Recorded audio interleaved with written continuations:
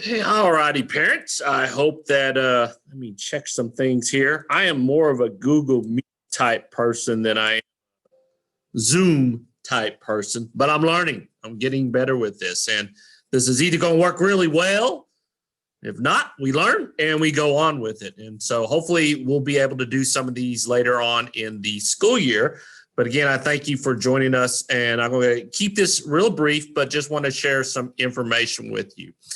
If you recall, back probably last year, actually, if you've been with us a number of years, before we had this break and had to deal with all the challenges that we're dealing with now, we were able to get together usually in September or October, and I would present some information, and you would listen to me for about 15 minutes, and then you would head off to your child's classroom or somewhere in near their classroom. Grade level teachers would talk to you about what to expect for this school year. Well, this is that meeting right here. Unfortunately, we cannot join together, but I have to share you, I'm required to share you some information that, well, of course, we are a Title I school, which is not a bad thing, but I need to let you know what it is and what we do with the Title I. It has to do a lot with funds. But we're going to go how we're going to start here. Let me again make sure. I'm just going to share the mission and vision with you that we have for our school. I'm also going to talk about, again, like I just said, the what, the why, and the how of Title I. I'm going to share also the school and parent compact. I probably should have, for third and fourth grade, should have said school, parent, and student compact. And then I'm just going to share some helpful information that you might want to try. Again, they're just suggestions I got from the teachers, suggestions that I have seen before, suggestions that I've gotten from TEA, which is the Texas Education Agency that we report to, that I could share with you about being able to help your child be successful at school. So let's first start off with our mission. Hopefully, my plan was that we were going to have a new mission and vision statement. But with the challenges of COVID, I thought, well, let's hold off. But I want to let you know what drives the staff and I here at Alton Elementary. And this is a mission and a vision that the staff created themselves. And our mission is, as a community, everyone that works here at Alton, we positively inspire all of our students to grow each day in order to achieve a lifetime of learning. And I want to just put emphasis on the word all. Notice it's in capitals, underline, bold. When we mean all, we better mean all. It's not just some students, it's every student that enters our door. They are all our students. They may not be going into our classroom, but we are still responsible to inspire them, to encourage them, to motivate them, to help them any way they can be successful this school year. See, our vision now is that we love them today so we can teach them tomorrow to experience their fullest potential. So we love our children. We often call them our children, but we want you to know that we are honored that you are allowing us to actually teach your child this year. And we're going to do the very, very best job that we can. So that's our mission and our vision. Now, like I said, I was hoping to change that. Hopefully, my hope is, I pray, I knock on wood, I keep my fingers crossed that this COVID would eventually kind of fade away and we can kind of get back together. And I would like to have some parents be involved in helping us create our next mission and vision statement, because you are an important part of this process. It's just not the teachers, just not the parents. And I'm going to talk a little bit more. But in order to help our kids to reach their fullest potential, we need to be able to be working together on that. So now let's talk about Title I. Alton Elementary is a Title I school. I'll go ahead and let you know. So is Brenham Elementary, and so is Krause Elementary.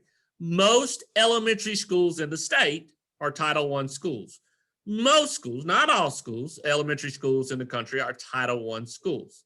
And basically, Title I means that we receive federal funds that we can use to help our children be successful, especially in the areas of reading and mathematics. So now how do we get the title funds? Well, usually the funds are determined by the number of students who qualify for our free or reduced lunch prices. What usually happens, we submit a report to the federal government. The district gets a probably lump sum of federal funds, and then our budget director, Kim Weatherby, will distribute those, again, depending on the number of students that we have that qualify for a free or reduced lunch price. And then we have an amount of funds. So how do we use Title I funds? How am I, as a principal, going to be able to use these funds to help your child be successful when it comes to reading and mathematics? Well, one of the things I can do is purchase material. If I can, I wouldn't say convince is probably the right word, but if I'm going to spend some title funds, I have to justify how I'm using it to help your children. So if I can justify that we need this type of materials in the classroom, and this is how we're going to use it, and this is how we're going to measure that it's helping the children be successful, I'm more than likely being able to buy those materials. So I can buy, again, books. I can buy from books to, it can be even as, I remember a couple years ago, we purchased some dry erase boards and some dry erase board markers because they were using that in math class to work it out. As long as I can prove that it's going to help our children be successful, then we can spend it. Let's see. Also, now, excuse the picture. This is an older picture, so this is before the COVID. So we do a little bit more social distancing and, of course, wear our face shields and face masks. Another thing I can use it on is that we can spend title funds to train teachers. I can send teachers to training. Now, of course, this year, most of the training is virtual. We can use it to bring in, before we brought in trainers to the school and we would pay for them to come in. Again, if it's in the areas of reading and mathematics, we can use it. You'll also notice staff members. There are staff members on our campus whose main job is to help our teachers so that they can help your child be successful in reading and math. So they're paid out of Title I funds. Some of your children may have last year, because some of you have been with us for a while. Your children have been with us for a while. Some of them have been working toward, how I might say, they may have worked with a teacher and her name was Miss Curtis, or they may have worked with a teacher named Miss Jordan. Those were two certified teachers we had last year that were actually tutors for us. They didn't work all day. They didn't have a classroom, but they came in and they helped students. Miss Jordan worked with students in math. Miss Curtis worked with students in reading. And of course, I could pay them out of Title I funds. Probably the biggest thing that we've used for our title funds, of course, as we're heading off here into the 21st century, and it's helped a lot with this COVID situation that we're in, is technology. Again, we can purchase computer programs. We can purchase, long time ago, again, this is an old picture. I can tell it's old because even the iPad is outdated now. We're going more into Chromebooks here, but we could use the title funds. Again, we can justify that it's going to help the kids and show that it's going to help the kids, then we can spend title funds on that. So another part that comes with Title I is the parent school, and like I said at the beginning, should have put student in here, but the parent school and student compact. That's just another thing that we get together. Now, like I said, some of you have been with us for a while. You may remember last October, or every October before this year, we had our parent-teacher conference day. That's where the day was, we didn't have the kids. Kids got a break from us. And then we would all get together and have little short conferences. You would be able to come up and meet with your child or child's teacher or teachers just for a little bit and share some information. A lot of times we would sign off on the parent-school compact. And this is what I was talking about again at the beginning. This is us working together. We want both the same thing. You want your child definitely to be successful at school, and we want the same thing too. And so one of the things, the requirement is to make sure that we sign off on a compact. And I am going to try, again, like I said, I am a Google Meet type person, but I am going to try and This is what you will see pretty soon. I'm going to send this out on a later date. Like I said, unfortunately, we're not able to come together face to face this time, but I'm going to share this. This is, again, things that not only that as parents, we hope that you would do and we encourage you to do, but even for the teachers here at Alton, these are things we're going to encourage them to do.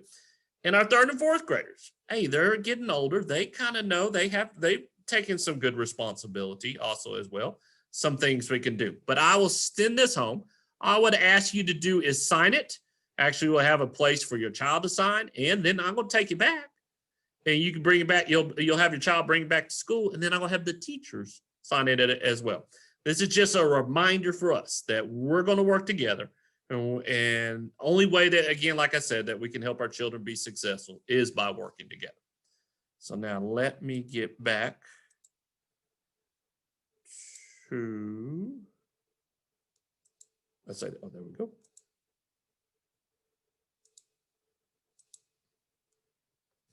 Okay. We'll go here. So that's pretty much Title I in a really quick overview. If you really want some reading material, just let me know. A big old stack of title funds and if you Title I information. If you can't sleep at night, it's great read. Important read. I read over it and everything, but it's that's just kind of breaking it down really simple right there. And of all the components that are probably the important things you need to know about. So now I am just going to use this time just to share some information with you. Some of the teachers shared some things with me. Things that you need to be aware of that's kind of going on. Again, this is not everything. This is just a small little tidbit that I could say if you work on these or talk to your children about this would help them be successful. Now, of course, we have reading language arts, which comprise reading, writing, spelling. We have math that your children work on. They also have science and social studies. I'm mainly going to look at and share some information with you about reading, about math, about writing. Because as you have if you have listened to me before, I am a big pusher on the reading part, because I think if you can work with your child on the reading, they are definitely going to be successful later on in life. So let's talk a little bit about that. Now, of course, I know that your children are probably at this age. They're not like when I talked to the kindergarten parents. It was much easier to read to your child because they like that. And I know third and fourth grade students sometimes, no, mom, I don't want you to read to me and everything. Trust me, they may just they're not telling you the full truth right there. But it's always good to read to your child. It's always good to listen to your child read. And I'll tell you another thing about listening to your child reading. If you take the time to have them come and read to you out loud, not only are you listening to how they're pronouncing the words and maybe stopping them and asking questions, but here's another important thing. They are listening to themselves read out loud. And so they are taking in the information. What happens when we read a book, when we read the newspaper or a magazine, and we as an adults, we don't understand something? We usually, a lot of times, will go back, read it again, but we read it out loud so that we are listening to it. So the more you can encourage your child to read. Now, they don't have to sit down and read you, because a lot of our third and fourth graders are in chapter books. They don't have to read everything to you. That's not what. But if you listen and encourage them to read out loud, plays big dividends as they move forward. Another thing that you can start doing as they're reading or you see them reading, ask questions.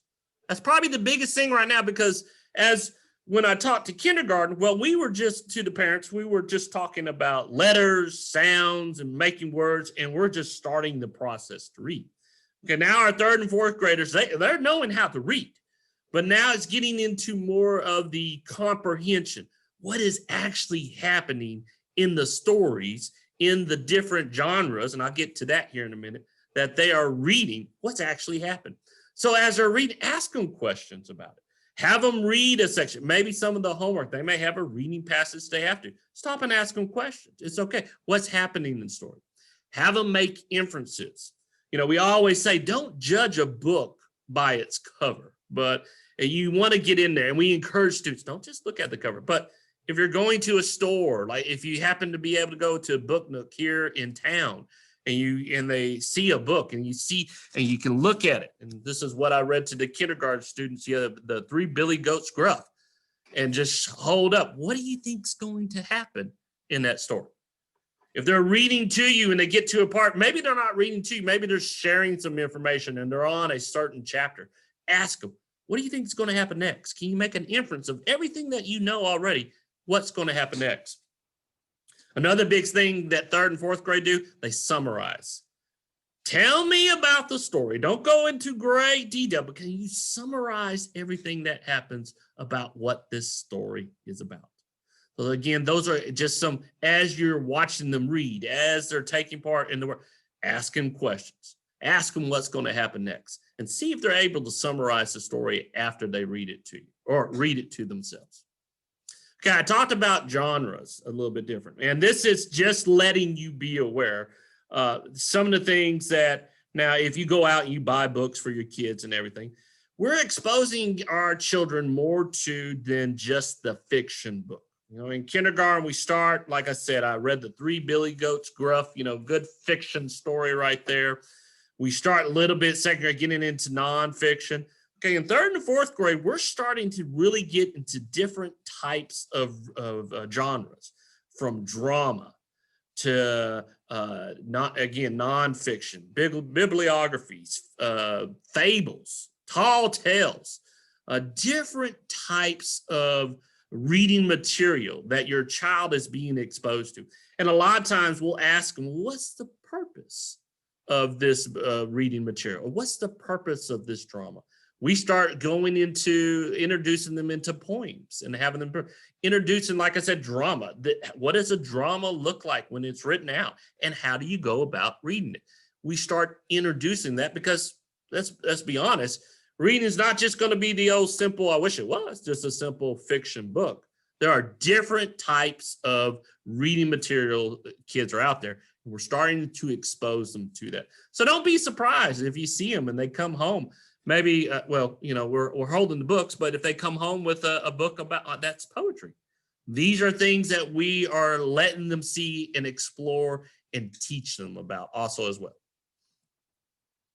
Now, here's an important question. And this is something I'm going to be very honest, not as a principal, but as a father. This is something I'm working on also as well. Does your child see you reading? Our children mimic what we do. We may not notice, but they mimic what we do. So the question is we know that reading plays a huge part in the success of our children, especially when it comes to education. Are they seeing you read? Now, I'm not telling you to go out and buy a book or something unless you like to do that. You can read a newspaper. You can read a magazine. But allow your child to see that you are reading, because while we are teaching them the academics of reading, we also want to show them that reading can be an enjoyment. But reading also is it's part of life. You're going to do reading throughout your entire life. There's different ways that you can do it. So be sure, take the time. I have practiced taking the time, making sure that on the weekends or during the evening, after dinner, after everybody's kind of resting, I will pop out one of my books and I'm reading. I love leadership books, and I start reading that. And I don't do it in front of, I'll sit somewhere, my children will see that I'm reading, because if it's important, that reading is important to me, then my kids will see it, and then hopefully it will be important to them as well. Now, this was I'm sure you can find this any kind of chart on the internet. I actually had a different type of chart that kindergarten shared with me. But I want you to, again, the importance of reading. If you just had your child read 20 minutes per day, just 20 minutes. Now, I'm not talking about, and you can if you want to, 20 minutes at one time. Maybe it's 10 minutes here, 10 minutes here, maybe 5, 5, 5, and 5. However it happens, but if you take 20 minutes, it has been proven that if your child reads about 20 minutes a day, they're exposed to 1,800,000 words in a year. Now, I know that we're very busy. life is always, with everything going on now, life is extremely busy, but sometimes maybe 5 minutes. Well, you know what? 5 minutes in a year, your child is exposed to 282,000 words. Now, if unfortunately 1 minute, they're only going to be exposed to only 8,000 words during the year. So again, the more your child reads, even if it's just 20 minutes, the more that they are going to be able to hear different words, vocabulary, just different things that will take place. It's more beneficial for them as we go. So again, like I said, I am a big proponent of reading, and I was a math teacher when I taught school. So if anything you can do, if you had to focus on one thing, I would say definitely focus on reading. However, let me go here. There are also the areas of writing. Okay, and writing is a big part. And writing is, you probably parents have seen, if you have a 4th grade child, writing's really huge on that. Now, some of that has to do with the state test, and I'll get to that here in a minute. But we're doing a lot more writing across, and we're trying to do more writing across content areas and different subjects. So simple examples that you can do to help your child with the writing. If they come and they encounter a word they don't know the meaning of, and you can do this in reading too, look up that word. Get you a good dictionary, because that's a skill in 4th grade that we're working on. 3rd grade, it gets involved in it too, but 4th grade, we're really working on dictionary skills. Because if they're writing, we have to teach them, okay, you're not sure how to spell the word? Look it up in the dictionary. You don't know what that word means, if you're putting that word in the sentence, is it the right meaning? Because of course, English words have multiple meanings to them. Look it up in the dictionary. So if you had to invest in one book, make sure to get you a good on grade level dictionary for your child to use at home. Now, when you are, one of the things I did to get some kids, I did this 2 years ago at the school. And some of the kids were coming to me and they said, Mr. Rob, we would like more recess time. I said, okay, then write me something that will convince me that you need to have more recess time. And so, well, they sat down and they wrote, and they did a good job and convinced me. So I gave them more recess time. Now, don't try to use this as a punishment. Don't ever want to use reading or math or writing as a punishment. But if you want to try to convince them something, if you're just having a regular conversation with your child and they were like, yeah, I want to stay up later. Well, hey, you know what? Write me a letter. Convince me. It just gets them into the process. You want to have pizza on a Friday night? Write me a letter while you think, or just convince me on that.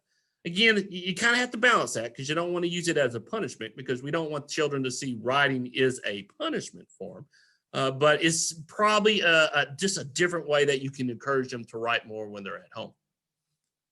And also, one of the big things in 4th grade that we talk about, and I know 3rd grade talks about this also as well, is that when your child's writing, are they adding details to their writing? You know, it's not just simply just writing a story and you're just writing 3 sentences. Give me details. A lot of things the teachers and I tell the kids are, who's your favorite author? What's your favorite book? Well, they'll hold up one of their favorite books and they'll show us. And then, why do you like that book so much? And they actually went. And a lot of times, sometimes, guys like me, because it has nice pictures in it. But no, usually a lot of times, well, I like the stories in it. And we ask them, does it make you, as you read a story, that you're part of the story, that you feel part of it? Well, yeah. Well, why is that? And then we talk to them, because it's the author adding details to it. Instead of saying it was a dark night, it was a dark, stormy night. It was a frightening, dark, stormy night. And just keep adding the details to it to make the reader feel that they're part of the story. So that's one thing you probably will hear a lot about, especially if you have a child in 4th grade. When they're doing the writing, we're looking for details to add into the writing. So just talk to your children about that. And again, this is probably better than trying to have your child convince you to write a letter. Some kids like to keep journals. That's good. Whatever happened to writing the letters? I know it's so easy to type an email out and everything, but hey, let's bring that process back of writing letters to others. It's a great way. Hey, when kids get a letter in the mail and they see it's from a friend or a family member, a great way to encourage your children to write more. Okay, so now let's get into the math part. The last part I'm going to talk about, the content areas here. Let's talk about the math. One of the easiest way that you can help your child be successful in math is talk about numbers. Now, I know that sounds a little silly. Well, yeah, that's what math is. It's about numbers. In 3rd and 4th grade, we're getting to larger numbers. And the more that you talk about it, have them read the number to you. What is it, odd or is it even? Well, does it come before this or does it come after this? Is it bigger than this number? Is it greater than this number? Is it, if you had these numbers, can you put them in order from least to greatest? The more you talk about numbers, probably the better off they're going to be able to do the different things, especially when it comes to operations, because they're familiar with it. They have an understanding. Oh, this number right here, it reads it like this. Then the teachers can help them and say, okay, what if we add these two numbers? The more you talk about it, the better understanding that the kids will have about it. In fact, a lot of our math teachers do what we call a numbers talk before they do a math lesson. And that's all it is. They're looking at some simple problems. They're talking about it. How do they go figure it out? But a lot of it has to the talk that's going on from the kids is they're talking about that number in front of them or that problem in front of them, and they're just looking at those numbers. A big thing that's coming into 3rd and 4th grade. 3rd grade introduces it. In 4th grade, we take off. And if you know your multiplication, you're going to know division when we're getting into 3rd grade introduces it into division into 3rd grade. 4th grade, we really get into that long division and everything.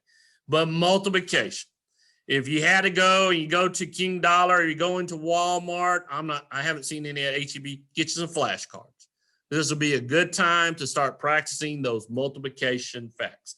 And I have not found an easy way to just, I hate to say memorize it, but let's be honest, that's probably what's going to have to happen and everything. Because I can remember coming home when I was in 3rd, 4th grade and my mother sitting me down at the kitchen table and I had to write out my multiplication facts all the time. But hey, I started remembering them. I didn't like it, but I had to start remembering. But multiplication is going to play a big part. And like I said, if your child is successful at multiplication, when they really get into division, it's going to be a lot easier because I always tell the students, well, if you know multiplication, you can do division. And also remember, while we start off really small, as we move up, so in 3rd grade, we're showing how multiplication is just basically repeated addition. And we're putting things in groups. When we get up into 4th grade, we're moving up to larger numbers that can be really challenging. And of course, in 5th grade, because I have a daughter in 5th grade right now, we're into some big multiplication going on. So it's really probably beneficial to practice those multiplication facts when you can. Another thing, really important, life skill. This goes probably, I'm pushing this as much as probably reading. I need to. This comes with what we call in school financial literacy. Students understanding money and how they can use it and the proper way to use it. So the best way to start off, hey, have them identify change bills that you might have in your pocket. If you pull out your change in your pocket or you put a whole bunch of change down on the table, show me any different ways that you can make 25 cents on that. Identify the quarters, identify the pennies, work with it. Okay, if I have $2.25 and I'm going to add $1.75, what does that look like?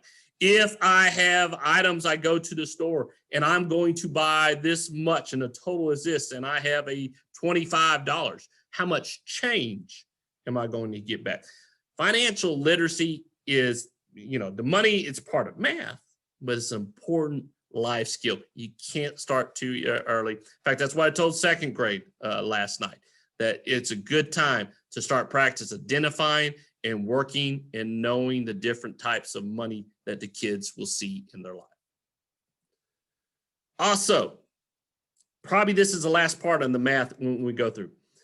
In kindergarten, we're identifying numbers, putting those numbers, counting them, putting them in order. In first grade, okay, we start talking about adding and subtracting. When we put two things together, we can add it up, or if we take things away, we're subtracting. Second grade, we start getting into, we have not only maybe one step, but maybe we start introducing them to two-step word problems. We get into the word, what we call word problems, because it's like a story. In third and fourth grade, now we're getting into word problems. They're I wouldn't say a paragraph, though it might feel like a paragraph to some, but it has a problem. And there's maybe more than just one step. It's not just like we did in first grade, adding two things together. It's adding two things together, then we might have to take away. We're multiplying things, and then we might add something to it. Become multi-step problems. So if your child brings home some math work and it's a multi-step problem, just talk them through it and break down the word problems. Take it step by step. Don't try. Some kids want to look at it and then just try to solve it all at once. No, talk it through. And also when I say talk it through, again, another importance, just like I said, reading, read it out loud. Have them read it out loud and then break it down bit by bit on how to solve it. So again, those are some suggestions. They're not the only thing. The best way to help your child be successful at school is to please be in contact with your child's teacher.